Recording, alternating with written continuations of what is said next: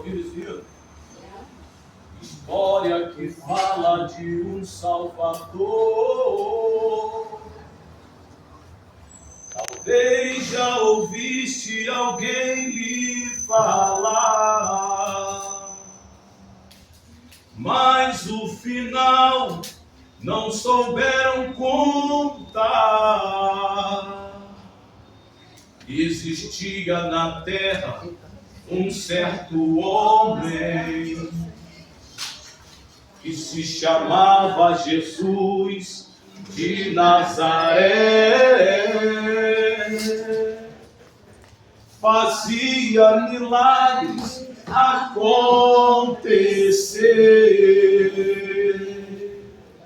tudo isso com o teu poder. Ele fez o morto ressuscitar, ele fez o cego enxergar, ele caminhou sobre o mar, ele fez o paralítico andar.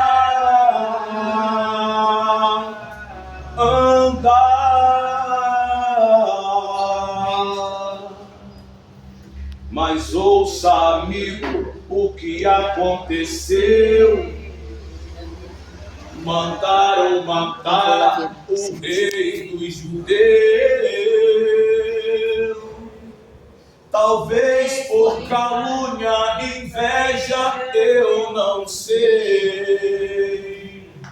Eu só sei que ele é o rei dos reis. E ele está aqui. Ele fez o morto ressuscitar, ele fez o cego enxergar, ele caminhou sobre o mar, ele fez o paralítico andar.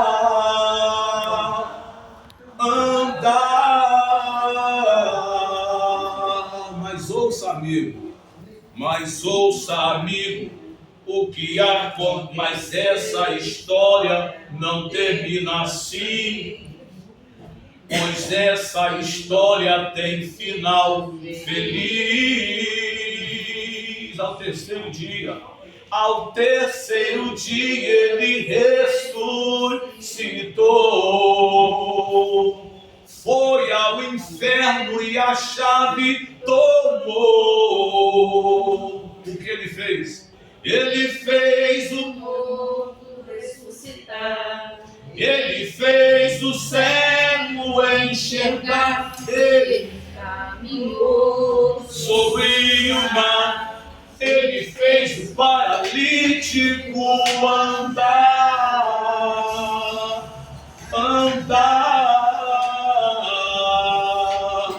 Ele fez o morto ressuscitar, ele fez o cego enxergar, ele caminhou sobre o mar, ele fez o paralítico andar.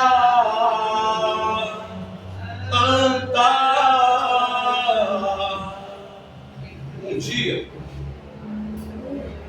João Batista já estava preso.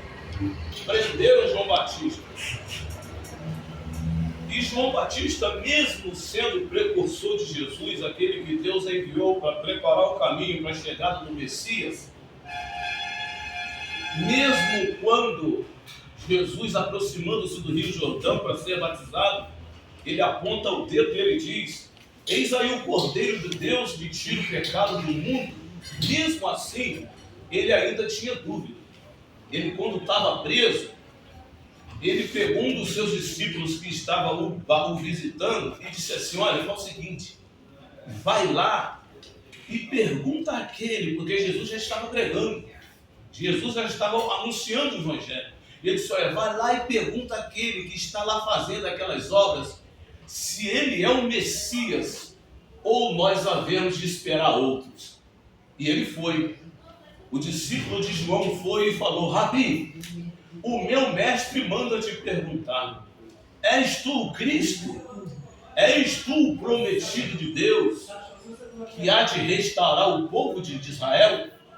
E Jesus falou assim, olha, vai lá e volta a João e diz, os cegos veem, os coxos andam, os paralíticos são curados, os leprosos são purificados, e aos pobres é anunciado as boas novas de salvação. Jesus Cristo, ele veio para isso. Jesus Cristo, ele veio buscar. Jesus Cristo, ele veio salvar os que se haviam perdido. Ele veio para os pobres. Mas quer dizer o quê? Pobre, o rico não tem condições de ser salvo?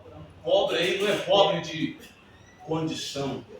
Pobres espirituais. Pobres espirituais. Isaías profetizou acerca do Messias.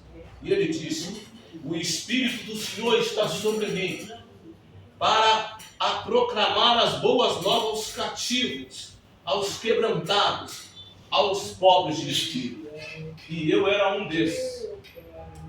No ano de 1997, Jesus me encontrou. Jesus me achou. Eu estava perdido, sem Deus, sem salvação, gastando meu dinheiro com bebida, gastando meu dinheiro nas farras, desobediente a pai e mãe, praticando coisas que eu não posso nem falar aqui, porque é vergonhoso. Porque é isso que o inimigo faz o homem fazer. Mas alguém, como eu aqui estou fazendo, um dia chegou para mim e disse, olha, Deus tem uma obra linda para fazer na sua vida. Se você soubesse ver, pudesse ver o que Deus tem para fazer na sua vida, você não ficaria desse jeito. Muitas das vezes eu caído na beira do caminho, embriagado, eu ouvi as pessoas falar, vai morrer na cachaça, coitado, vai morrer bebendo. Mas a última palavra não foi uma deles. A última palavra foi a de Deus. E no ano de 1997, Jesus me deu força e eu estendi as minhas mãos para Ele. E Ele entrou na minha vida. E entrou mesmo. Porque a coisa que eu mais gosto de fazer é isso aqui, ó.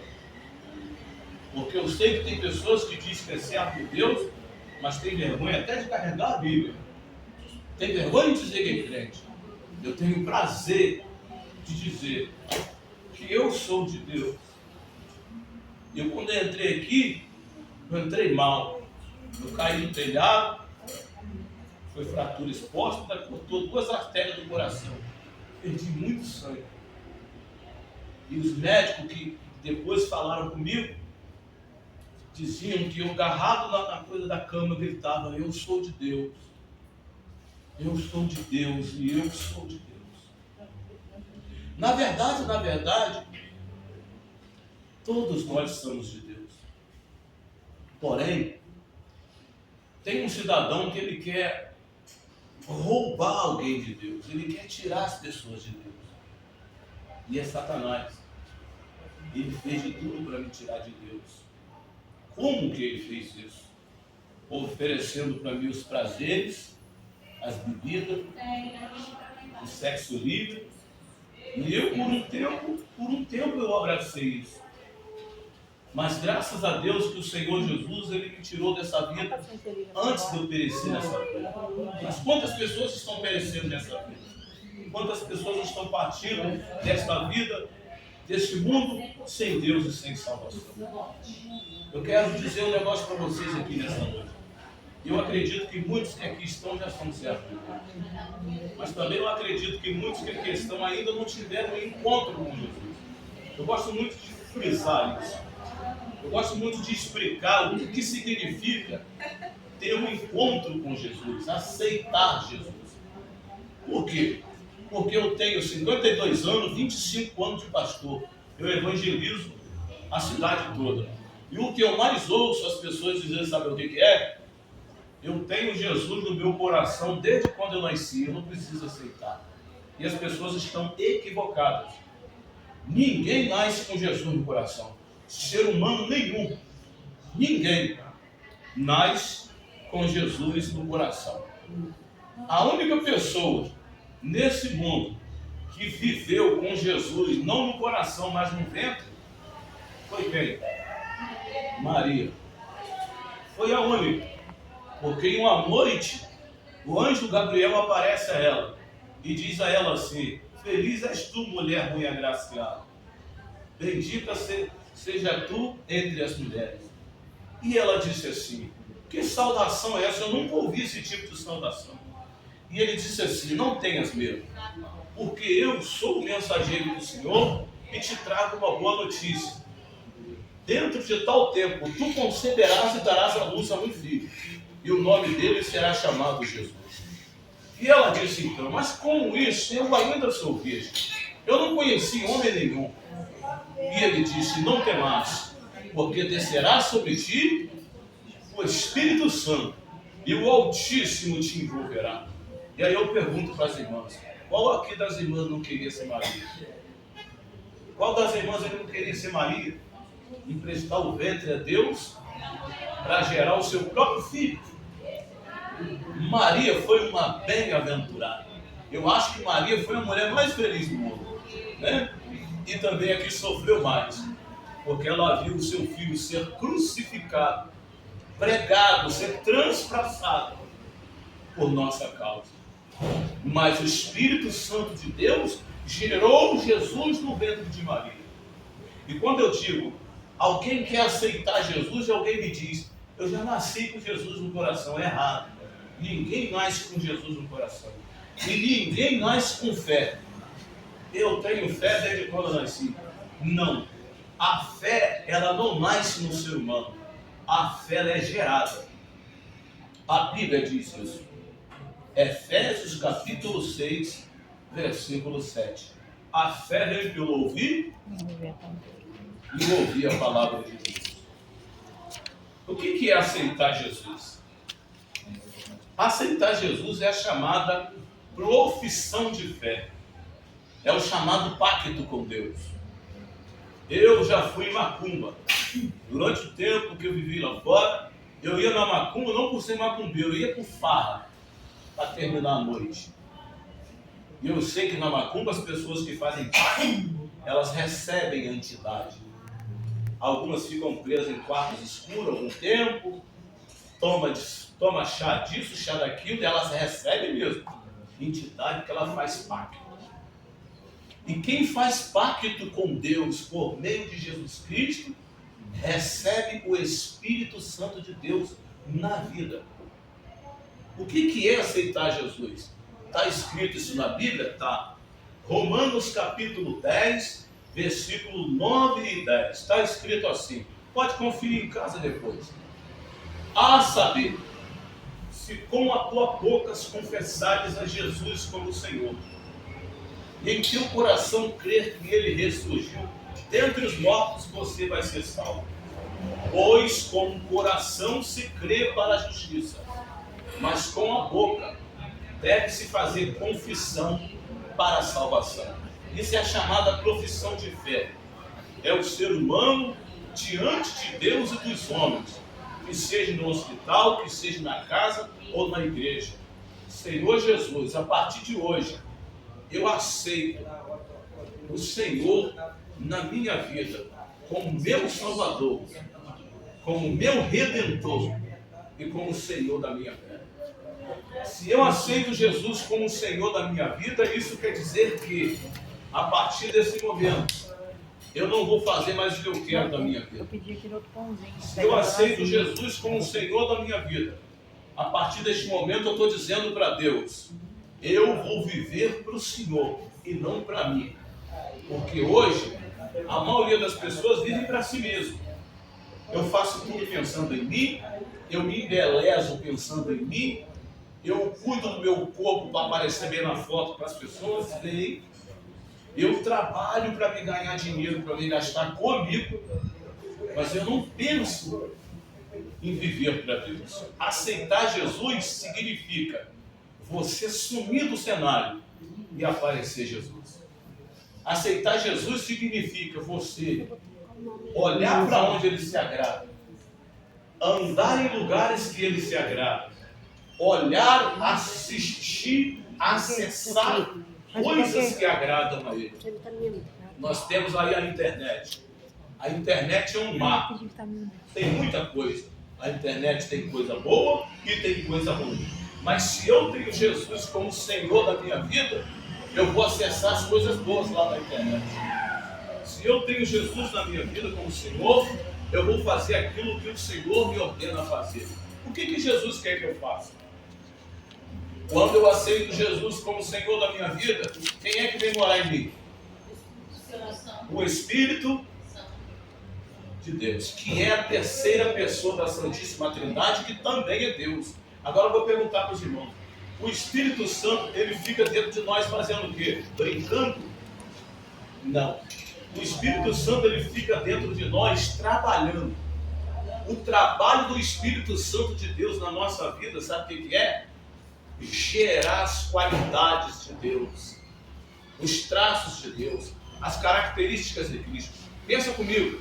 Um dia um rapaz falou isso comigo assim: porque se Deus é que é mais poderoso do que o diabo, por que Deus permite tanta violência? Você liga a televisão todo dia, é morte, morte, morte, morte, morte. Os homens matando as mulheres, violência, a falta de amor, de compreensão, de paciência. Por que Deus não acaba com isso? Deus, ele não pode tirar do homem o que ele deu. Livre-arbítrio. Deus não tira. Deus me deu o livre-arbítrio. Deus deu para vocês o livre-arbítrio. Eu faço da minha vida o que eu quero. Vocês fazem da vida de vocês o que vocês querem. Deus não tira. Agora, tem uma coisa. Eu disse para ele: você quer ver o mundo mudar? Você quer ver a paz reinar no mundo todo? Porque a ONU, os grandes chefes das maiores nações, eles se reúnem tempo em tempo para tentar conversar, para tentar resolver o problema do mundo, da fome, da paz. Não vão conseguir. Por quê? Senta na mesa o presidente dos Estados Unidos, o presidente da Rússia, das maiores potências, mas eles não chamam quem para a mesa? Quem que eles não chamam para a mesa? O príncipe da paz. Jesus é o príncipe da paz. Eles não chamam, pelo contrário, eles não gostam nem que falem de Jesus. Você viu o que eles fizeram lá na abertura dessa Olimpíada? Vocês viram o que eles fizeram? Eles não querem paz, eles querem desgraça, eles querem morte, eles querem fome, porque eles estão escantilhando Deus, eles estão colocando o príncipe da paz de lado. Então eu falei para o rapaz: você quer paz? Você quer que o mundo tenha paz? O mundo só vai ter paz quando os homens entregarem os seus corações para Jesus. Quando cada um de nós abrir o nosso coração e falar: Jesus, entra aqui. Porque em Apocalipse capítulo 3, versículo 19 e 20, ele falou: Jesus, eis que eu estou à porta e bato. Se alguém ouvir a minha voz, eu entrarei na sua casa, cearei com ele e ele comigo. A casa que Jesus entra, a paz reina. A casa que Jesus entra tem felicidade. A casa que Jesus entra tem alegria. Você imagina se o prefeito desta cidade, se o presidente desta nação, se os governadores dos estados se convertessem a Deus? A gente seria muito bem mais tratado aqui, você sabia? Muito mais bem tratado. Porque não ia ter corrupção, porque o coração dos homens está sendo gerado, dominado pelo Espírito Santo. E o Espírito Santo, ele está na nossa vida para nos ensinar a ser pacíficos, amorosos, bondosos uns com os outros. A gente vê o homem que a gente vê aí no mundo, matando, estrupando, violentando, é porque eles não têm Jesus. Mas se eu perguntar para eles: quando você morrer, você quer ir para onde? O que eles vão falar comigo? Para o céu. Todo mundo quer ir para o céu. Todo mundo quer ir para o céu. Mas as pessoas não entendem que no céu não entra pecado. No céu não entra nada impuro, nem nada que contamine. Capítulo 24 de Salmo. Uma pergunta: Senhor, quem estará no teu santo lugar? Quem habitará no seu tabernáculo? A resposta logo abaixo: os que são limpos de mão e os que são puros A vontade de Deus é salvar todo mundo. A vontade de Deus é que todos sejam salvos. Deus não criou um inferno para o ser humano, o diabo e seus anjos. Mas se eu faço coisa errada, se eu pratico coisa errada, eu sou rebelde, irreconciliável, as pessoas me falam, eu não ligo, eu não ouço, eu procuro mal, eu pratico mal, eu estou procurando o mal. Quando eu morrer, não é Deus que está me mandando para o inferno, é eu que estou caminhando com as minhas próprias pernas. A Bíblia diz que tem dois caminhos: vida ou morte, bênção ou maldição. Deuteronômio capítulo 30, versículo 29. Tudo que eu estou falando aqui, eu estou dando capítulo e versículo. Eu só tenho segunda série, tá? Isso é coisa de Deus na minha vida. Eis que o céu e a terra eu tomo hoje contra vós como testemunha, que eu vos propus. Propus vem da palavra propósito, quer dizer que ele não obriga, ele propõe. Vida ou morte, bênção ou maldição. Mas aí ele dá um conselho: escolhe a vida. É tipo assim, ó, você está indo em um caminho, uma estrada, no final da estrada é uma Y. Uma estrada para lá e outra para cá. E você fica o quê? Na dúvida. Para onde eu vou? Então tem dois caminhos? Tem, mas Deus fala assim, ó, escolhe a vida para que viva tu e teus filhos. E aí parece que esse Deuteronômio 30, 29 está casadinho com João 14, 6. Jesus falou: eu sou o caminho, a verdade e a vida. Então, se é escolher a vida, é escolher Cristo. Cristo é o caminho que nós devemos escolher. Existem outros caminhos. Salomão falou, 16, 25 de Provérbios. Há caminhos, que está no plural. Há caminhos que aos olhos do homem parece muito bom, mas o final desse caminho leva à morte. Sexo livre, cocaína, maconha, bebida, noitada, tudo isso é bom para a carne. Mas se o homem morrer nesse caminho, infelizmente, ele não vai estar com Deus. É por isso que o Evangelho está sendo pregado. O Evangelho está sendo pregado para que as pessoas entendam que precisam se voltar para Deus. E eu termino só dando essa explicação. Aceitar Jesus como Senhor da nossa vida significa nós morrermos para Jesus viver na gente. Mas como que eu morro? Lendo a Bíblia, jejuando, deixando o Espírito Santo me moldar. É tão interessante, eu não entendi nada disso. As pessoas falavam que eu tinha dificuldade. Mas depois que eu entendi, de vez em quando eu fico deitado na minha cama, olhando para a minha laje, e eu me estranho. Eu fico pensando, como que pode eu ser assim? Porque eu lembro como eu era, e lembro, aí vejo o meu momento, o tipo de roupa que eu vestia, as palavras que saíam da minha boca, o jeito que eu pensava das pessoas. Eu era pavio curto, eu pensava em tirar do dos outros. Hoje não. Hoje é diferente. Mas quem fez isso? Quem me mudou? Foi o Espírito Santo. E ele faz isso na vida de todos aqueles que se entregarem a Jesus. Aqui está aqui a irmã, transformada pelo poder de Deus.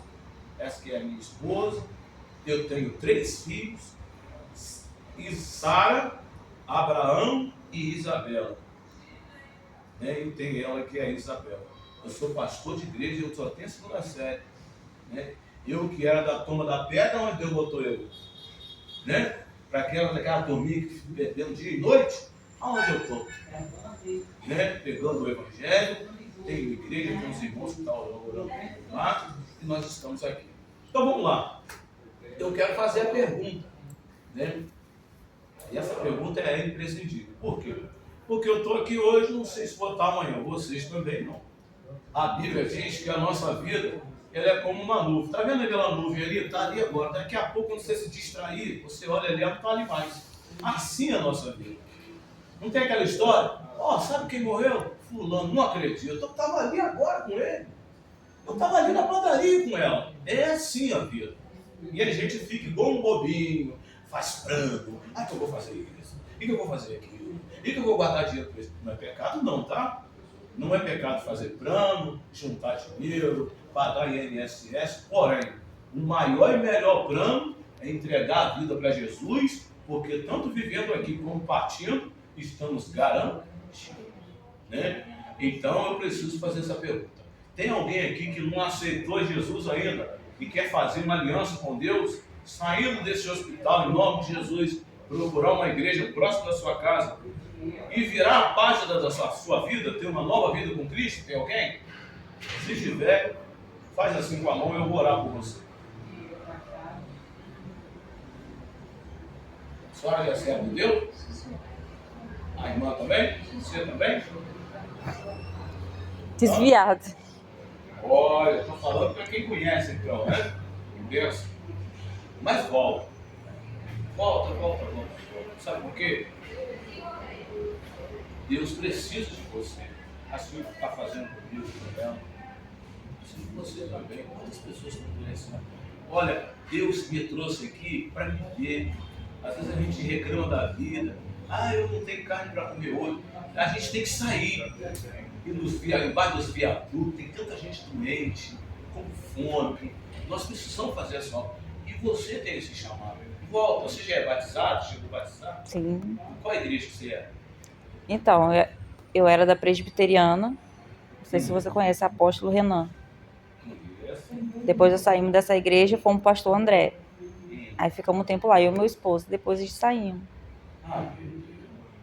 E agora estão todos dois em casa? Casa. Mas chama ele para voltar. Você não precisa ir para a igreja e voltar. Mas vai. Entendeu? Porque eu estou aqui, né? Estou fazendo um esforço tremendo para falar aqui. Mas eu não falo melhor do que o Espírito Santo no coração das pessoas. Entendeu? Você não precisa ir para a igreja hoje para voltar. Você vai. Quando você espantar, as pessoas esperam. Você sabe disso, você conhece, né? Você sabe que é assim. E você? Já certo? Já. É de qual igreja? Segunda Igreja Batista, mas estou afastada também. Já afastado? Assim não. Volta para a igreja. Ó, se vocês não é ameaça não, tá? Se vocês não voltar para a igreja, estou falando que conhecimento de causa está na Bíblia. Porque é tão bom a gente ouvir Deus falar com a gente através do profeta, não é? O profeta marchar na frente da eis minha serva, sou eu que sou Deus, eu falo contigo. A gente fica alegre, não fica? Deus dá um sonho, né? Deus falar com a gente através de sonho. Deus dá uma visão assim a gente. Poxa, rapaz, Deus deu uma visão. Deus fala, não fala? Através de sonho, através de visão. Mas sabe como que Deus também fala com a gente? Vou ler para você aqui. Olha só como é que Deus fala. Está falando com você aí agora. Irmão, estou trabalhando, irmão? Estou pronto para você. Tá bom. Não vou atrapalhar ninguém. Ó, olha só o que está escrito aqui, ó. Jó. Jó. 30. Jó. Cadê Jó? Ajuda aí, ó. Aqui, Jó.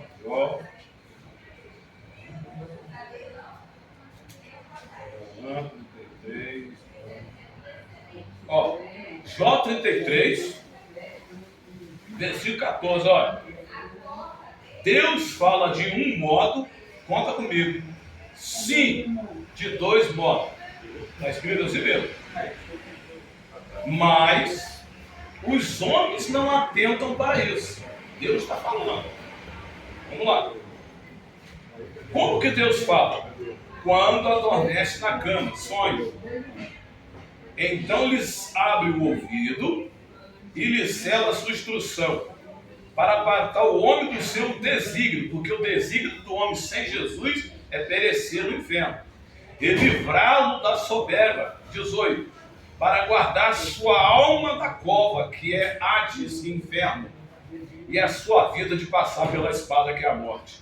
Versículo 19, agora é eu. Fala também no seu leito, onde você está deitado. As agulhas entram, dói ou não dói? É Deus falando. Fala também no seu leito, e castigado com dores, com um incessante contenda nos seus ossos. Aqui também Deus está falando. Através da doença, da dor, também Deus fala. E aí, se Deus tem obra, minha filha, contigo, com a gente fica temando. Sabe o que Deus faz? Deus só vai apertando mais, ó. Ó. Até você chegar no lugar. E aí, vai deixar ele apertar mais? Tem um caminho. Hã? Tudo a gente encontra caminho. Você Não está está longe dele, não. Você está? Há quanto tempo você está sem ir na igreja? Deve ter uns 3 meses. Porque aqui eu já estou um. Há quanto tempo está sem cear? Tem muito. Hã? Tem Olha muito. só. Daí tem muito. Então, não deixa o adversário te enganar, tá? Volte para Jesus. Então, volte agora, quer não? Tem um momento de ser essa, de se sentir. Estarei orando por você. Mas eu não fico pensando gato comigo, não, tá? Esse é o meu dever. Olha, gente, a senhora é servo de Deus? Graças a Deus. A irmãzinha está chorando.